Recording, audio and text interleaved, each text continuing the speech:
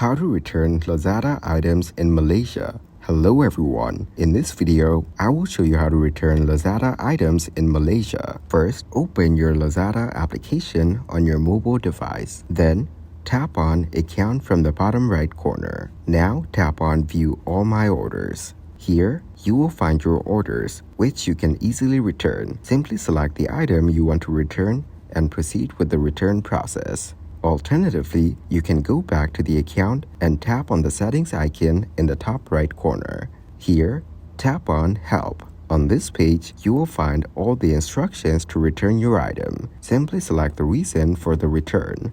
Then, select the item you would like to return. You can return multiple items at once. Next, check the pickup or drop-off location. You may change the pickup or drop-off location and method for the return.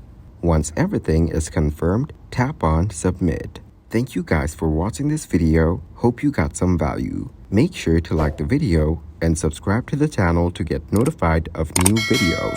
See you in the next one.